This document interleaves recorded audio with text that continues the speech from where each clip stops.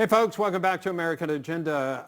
The nomination of Judy Shelton to the Federal Reserve looks like it hasn't gotten out of the committee it needs to get a full vote. That could happen again later, but it went down so far. Now, she had been controversial to a lot of people because there's a feeling that she would not be as in favor of the Federal Reserve being independent, but would be more responsive to political pressures, for instance, whoever's in power, in office. And some people didn't like the looks of that. We'll stay on top of that and discuss it more in the future if it warrants discussion. Apparently that vote was 47-50. Mitch McConnell changed his vote from a yes vote to a no vote, which will, as you were saying, and let them attempt to vote again later. Yeah. Okay. Let's talk about coronavirus. As people across the nation are preparing to spend time with their families during the holidays, country experiencing a surge in COVID cases. Some cities are announcing new lockdown measures, but there is some good news that we've seen over the past week and a half. Pfizer and Moderna touting success in their trial vaccines. Is that the answer? Is that going to get us back to normal? Joe Pags, host of Joe Pags Show, and healthcare analyst Seth Denson. Seth, since you're the expert here, I'll ask you, does this get us back on track where we want to be?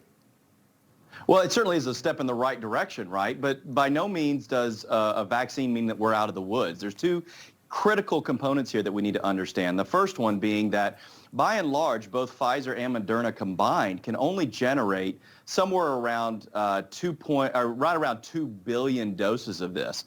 And while that sounds like a lot, we have 8 billion people, and this is a global pandemic. So certainly, and it will take some time to get these vaccines out there. The second thing is there's still a lot of unknowns about this vaccine, such as, if I have received the vaccine, while I might be protected, can I still spread coronavirus because of the way that this RNA vaccine is structured? All right, so now let's go over to Joe. Joe, I found out yesterday one of the things about the Moderna vaccine is that Dolly Parton actually contributed to some of that research that went into play in order to get the vaccine. About $1 million, I think, she gave to Vanderbilt. What do you think about in terms of good news for the nation as we move forward into hopefully a better 2021?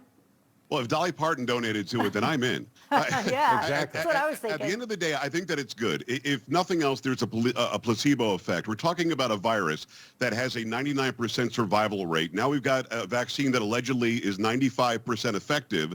The numbers of those of us who are worried about dying from this should be minuscule to nothing. I want us to get together for Thanksgiving and for Hanukkah and for Christmas. I want us to feel better about our society and not see all these lockdowns. So hopefully this at least has us feeling better about it going forward. I'm not the healthcare expert that Seth is, certainly, but when it comes to common sense and what I'm hearing from people, we're tired, we're done, and if this is good news, bring it on. Yeah. Seth, not a lot of time here. Would you take the vaccine?